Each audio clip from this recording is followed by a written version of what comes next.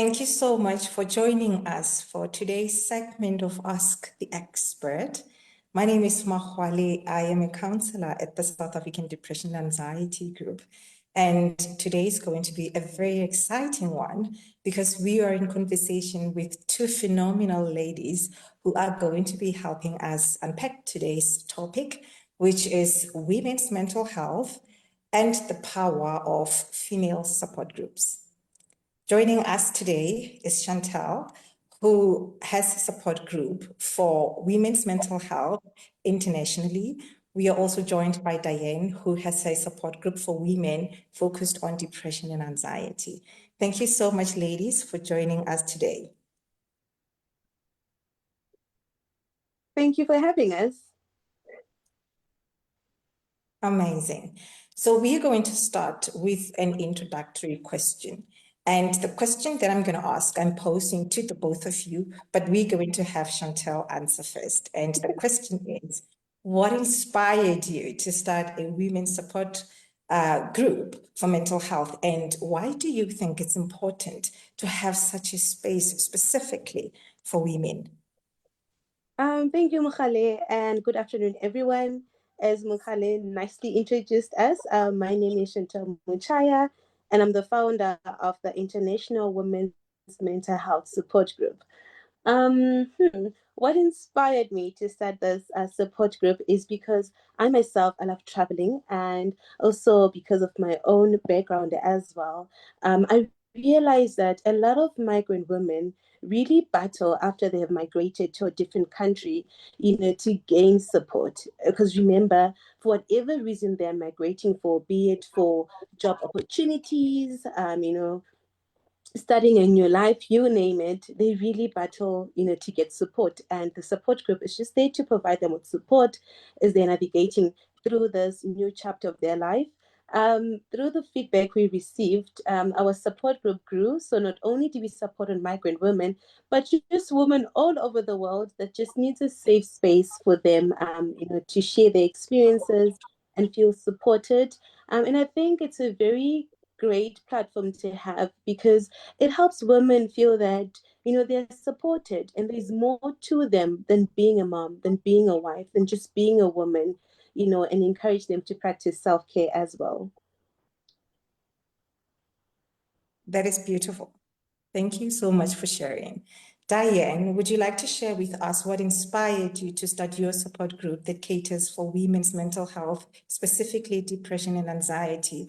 Also, why you think it's important to have a safe space specifically for women? Thank you, Mukhale, and thank you for introducing us. Yeah, for me, it was during COVID. I actually saw the announcement come up on the SADAG page, asking for those who were interested in SADAG support groups. And I had been through therapy and I felt strong enough myself to give back to others. And I thought, why not to other women? Because women, we tend to put so much pressure on ourselves. And we need a space where we have other women who are supportive and can lift us up.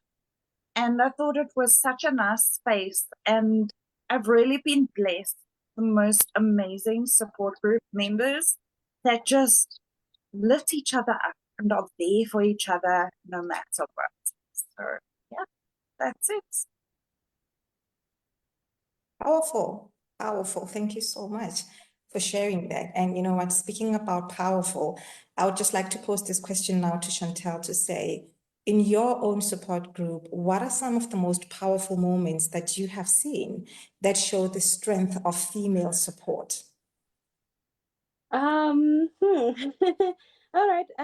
Sure, we've had quite a few moments, but I think the most powerful moment we experienced was this is in the migrant group when one of the ladies went through a miscarriage, and she's in a country where she doesn't know anyone, and it turned out that and she was actually in Malawi, and it turned out that we had another support group member that was also in Malawi who actually went and paid a visit while she was in hospital, and just the support that everyone else in the group gave her, even though we don't know each other in person, but just that support alone. Oh, even when I speak about it now, it gives me goosebumps. So it was just that powerful support, because this lady doesn't have any family there. She's starting out a new job. She's going through something very heartbreaking. And there was someone, a stranger, that she met online through a support group, actually going and visiting her in hospital and giving her food, and having also us virtually providing her support. Amazing, amazing. I think that just highlights how it is important for women to be there for each other. And it also shows us, the impact that the camaraderie of support group has on each and every member. I'm glad you shared that. Thank you so much for sharing that with all of us. Dianne, I mean, many women struggle to ask for help, just speaking about what Chantel has just mentioned, the fact that somebody mentioned that, hey, listen, I'm in this country, and only to realize that there is somebody there to assist. So what are some of the breakthroughs that you have seen women experience through the group that might not have been reached on their own without the group? And this one is for you, Dianne. Thank you. Well, I need to actually speak about one specific member with this that comes up. And she has grown so much just by being present and having a space to speak about what is happening in her life. She started the group just after coming out of a facility and going back into her workspace, and she felt so overwhelmed dealing with management, dealing with everything, but having the group and being able to release her stress and let us know what was happening really helped her so much. And just seeing her grow now to being such a confident businesswoman and being able to tackle anxiety and depression in the workplace as well as just within her own life. It's really powerful to see that and to see the difference from when she joined to how she is now. No, that is amazing to hear. It's wonderful to see just how much support groups of a lifeline can be to somebody. So there's such a huge resource for somebody who's going through difficulties. So Chantel, how do you encourage openness and trust amongst the women in your group, especially seeing that they are from different countries? There is so much really that makes them very different, the diversity that exists, which could potentially just make the group no longer be a space that contains so much synergy and understanding. So in your own group, how do you encourage openness and trust amongst the women in your group, specifically those attending for the first time? It's just a matter, of just reminding everyone that this is a safe space for them to be who they truly want to be and express some of those challenges they've been experiencing without feeling judged. And I always remind them that, put yourself in another person's shoes. If you're going to judge them, how would you feel if you were the one who was going to be judged, right? And you also wouldn't want whatever we share in the group to be shared with someone else. So the same respect you want from others is the same respect you need to be willing to give others as well. And maybe if I can also just mention the migrant group, one of the challenges that we experience is that because we Africans, well, most of them are, Africans, we've got different accents. So the way we pronounce words and the way that we say things might be completely different. And I always encourage people that we are different beings. So if you're going to make fun of me because I'm pronouncing a different word differently, that might also just break my self-esteem. So before you comment, and if you don't have anything nice to say, rather keep it to yourself, because the support groups are not there to break each other, but we're there to fix each other's crowns and just empower each other. That resonates so much with so many women. And I'm really glad that you are doing this for all of the women who may be struggling with some difficulties and who may not necessarily have support in their own countries. I'd like to hear from Dianne. Why do you think that some women hesitate to join support groups? I mean, we may have heard from Chantel the barriers that women experience on an international level, but in your own views, why do you think that some women hesitate to join support groups, and how do you help them break that barrier? Well, okay. A lot of women today see other women break each other down. I think we've all experienced it in our lives. And that does become a barrier. Having a woman's support group, the expectation is what you're going to get out in society sometimes. Is that you're broken down or maybe judged, just like Chantel says. And the way I break it down is just by introducing them to my members. Honestly, having the space, you build your support group, and you build it with people who are empathic and able to give back to others. And I really have to give the kudos to my group because they are such amazing women that they are able to say to somebody, look, you're going through a tough time and I'm here for you, here to listen to you. I may not be able to give advice, but I can hear you and I can understand that you're going through a hard time and I'm just here to see you through it. And it easily breaks through that barrier instantly in that first meeting. You know, I think that is wonderful to hear. And I think somewhere, somehow, it highlights to us the possibility of actually having a world where women can actually fix each other's crowns, as you've mentioned. You know, a world which exists where a woman would be another woman's sister instead of being their frenemy, you know, instead of being an adversary to them. They can actually learn to coexist, even though we have differences, learn to support each other, you know, despite the many different things that can really pit us and make sure that we are not connected and we are not one in our existence.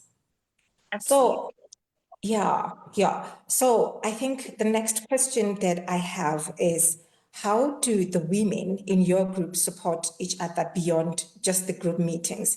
Chantel has mentioned how a woman was supported beyond the group meeting by being in hospital and having a fellow support group member visit them in hospital and offer them food and support and friendship. I just want to hear from your own experience in your support group, Dianne. How do the women in your group support each other beyond just the group meetings? Being an online group and being in different provinces, you'd think it would make things really difficult, but it doesn't. We have a WhatsApp group for in-between meetings, and we share on the group when we're having a tough time. And other members will chime in and automatically be there for that other person, even though it is not a meeting time.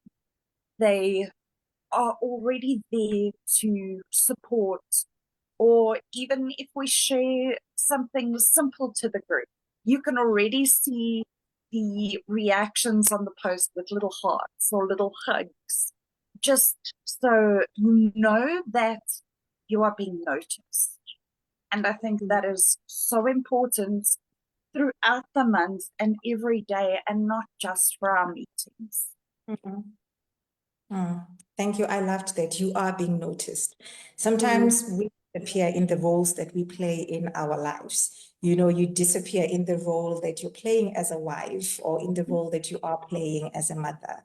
So I think it is amazing that you get to be seen by your fellow women who understand your struggle and your experiences.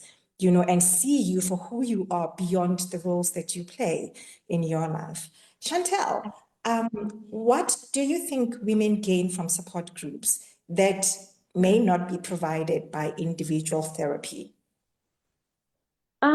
It's knowing that you're not alone, because I think sometimes what tends to happen with, individual therapy, yes, you get support, but somehow, you're left to feel like maybe you're the only one who's experiencing this challenge. But in a support group, when you're sharing with other women, you actually understand or get to feel that, I'm not the only one experiencing, this challenge. The challenge itself might be different, but the theme is the same. So let's say, for example, someone that's going through abuse. Maybe one member might be going through verbal abuse and the other one is going through physical abuse. You're both going through abuse. It's just that the forms are different. So I think for me, what I've taken from or really noticed is that you're able to know that you're not alone, and it's okay for you to have these emotions and you don't have to go through it alone. I love that. I love that. Thank you. I'm going to ask this just as a side question for the both of you. Seeing that you have been providing this space of support for so many women, what is your own secret of support? How do you ensure that you yourself are taken care of and that you are eventually not pouring from an empty cup? So this one is for you. And once you have answered it, I'd also like to hear from Dianne as well. Okay, my support group, I guess it's the SADAG family through, the different support groups that SADAG also has, and our monthly meetings that provide support, and always knowing that, whenever I feel overwhelmed, I can always reach out to SADAG myself and get assistance. It's my family, it is the support group members themselves. Sometimes I'm battling with my own challenges, and through sharing with them in the support group, because they're only sharing, I'm also sharing my experiences. I'm also able to get support, and because of my religion, I'm Christian. I also pray a lot, and that really just helps a lot. Amazing. Dianne, would you like to add something? That is such a good question. I think it's so important for us as support group leaders to have that support, because that fatigue can come in really quickly if you aren't looking after yourself. So yeah, for me, it's a lot of self-care personally. For my own journey, I meditate often. It's, having that is specific to my own needs. And it's something that we discuss in our group too, that our needs are so different. So, sharing that as well. I have my children who are amazingly supportive of what I do, and to have that in the background is really awesome. And our SADAG family. We have Anita and her predecessors of our facilitators for support group leaders, and each one brings such a presence and space for you that you are able to share and message them privately and say, look, this is going on. What do I do?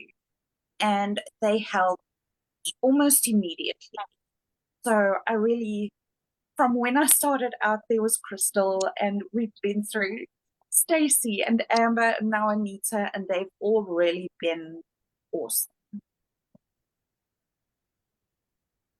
Thank you. Thank you so much for sharing. It is wonderful to hear that there is a formidable team of women, there to guide, to hold your hand, and just to make sure that you also have that incredible space of support where you can actually come and say whatever is needed to be said whenever you're feeling a little overwhelmed, even when you are dealing with your own personal issues. I have a question here, and this is for you, Chantel. How do you maintain a sense of community and belonging in your group, especially seeing, the big differentiations that may come up in your group because of the international platform that you are catering for your support group members? Okay, how do we do that? It's just by, providing a safe space and also, encouraging women that remember we are all different. We're all uniquely made, and instead of us using that to sort of pull us apart, we should use this, to bring us more together and learn from each other. And if someone looks beautiful, tell them you look pretty. There's nothing that's going to come out from you by just saying someone they look pretty. So it's just encouraging each other to embrace our differences, our uniqueness, and also just because one person's country doesn't get along with another country, that has nothing to do with us. We are all human beings. Because then politics will always be politics, but this one person from this country, you've shared with them, shared experience with them through the support group, and you've gotten to know them for who they are. And hopefully through that and through interactions such as these, we can put an end to wars and things like that, because people now are actually getting to know each other.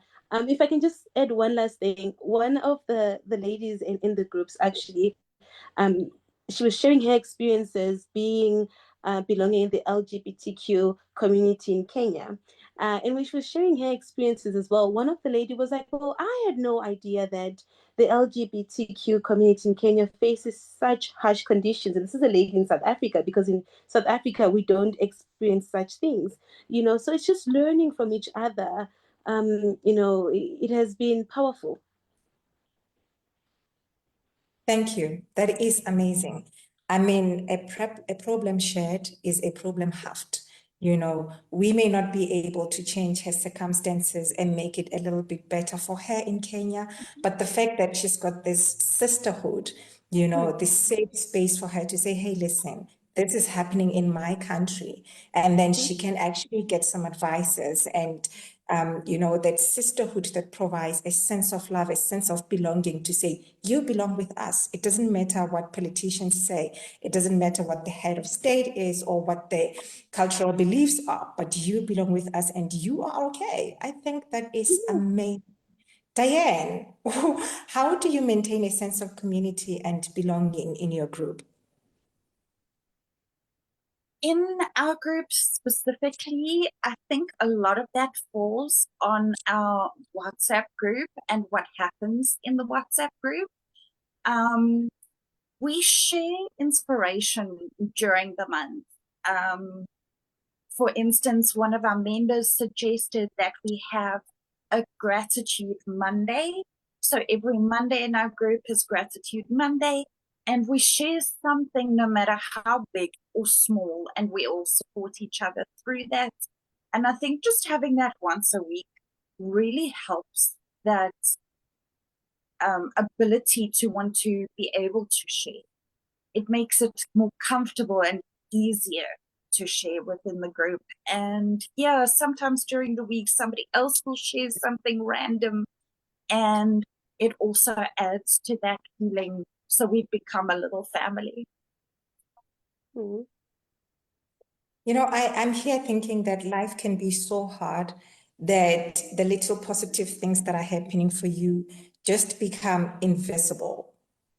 So when you start practicing gratitude and actually acknowledging the fact that, you know what, it may be so difficult for me right now, but at least I have a roof over my head, or at least I've had a warm meal, or at least I have clean water, or I'm just grateful, for the life in my bones, for the air I breathe, or for the fact that I'm having this conversation with you.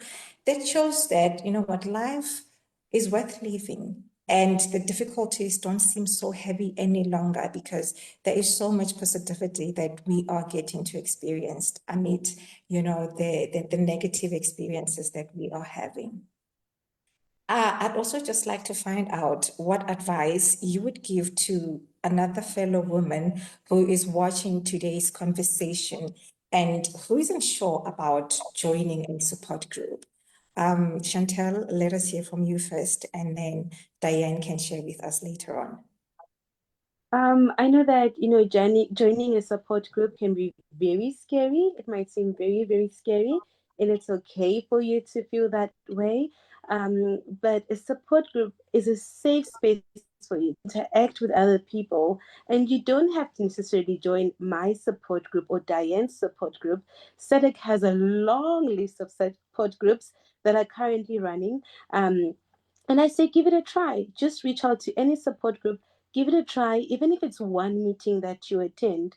You don't always have to participate and say much if you're not ready to, but just learn from others and just get the support. And sometimes, no matter what you're going through, all it takes many a times is just you reaching out to someone else, and maybe by you joining a support group you might actually get access to resources that you've been wanting to help you get out of whatever challenging situation you've been faced with.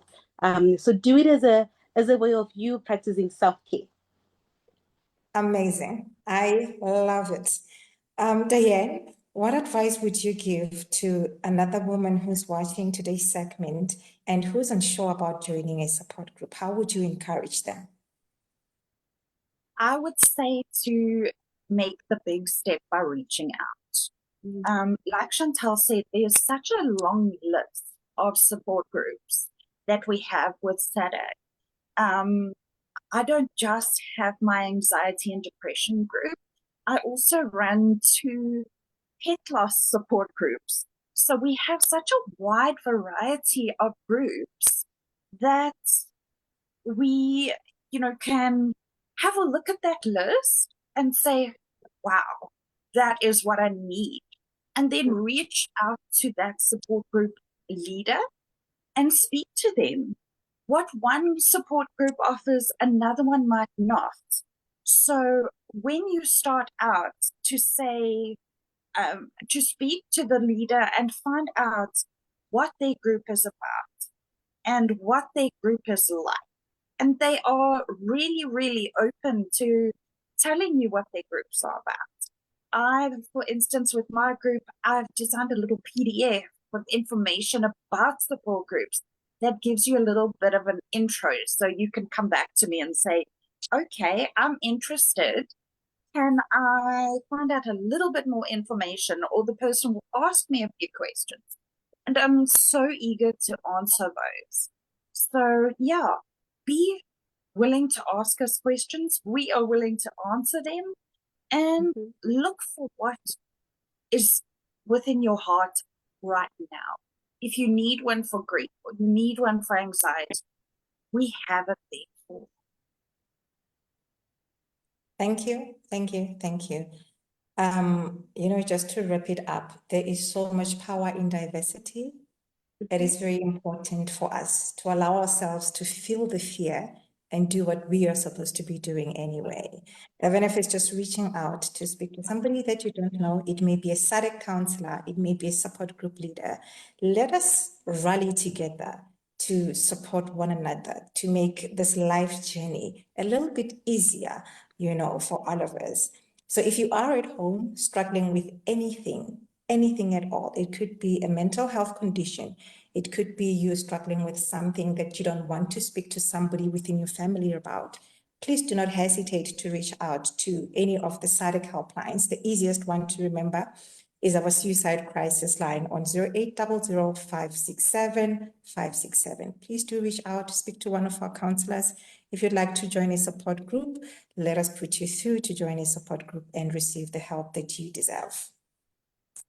Ladies, I would like you to say something in closing. We have exhausted the time that we had allocated for today's segment. Dianne, is there anything that you would like to add in closing? I think just to reiterate on the theme that we've had come out in today's meeting is that women fix each other's crowns. And we really need that more. So yeah, reach out and join other women in fixing your own crown, or even not noticing that your crown was crooked by other beautiful women. Thank you. Thank you so much. Chantel, would you like to add anything in closing? Thank you for having us, Mohale, and it was lovely just interacting with you ladies. I learned a lot as well. I did, Dianne, the PDF format. I'm loving that, and I'm definitely going to copy that as well and use it for my group. And to our listeners, I guess choose to be kind. That's all I have to say. Choose to be kind. We are celebrating Mental Health Awareness Month. Choose to be kind, because by being kind, you're really spreading mental health awareness. Thank you, ladies, for joining us for today's segment of Ask the Expert. And let us make every single day Mental Health Awareness Day. It is very, very important. And as Chantel has shared, be kind to yourself, be kind to your mind, be kind to other people. So every nugget of wisdom that has been shared here today reminds us that no woman has to walk alone.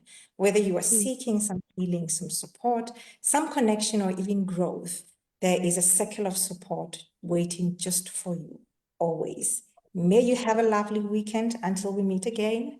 Join us next week for another segment of Ask the Expert. Bye. Bye.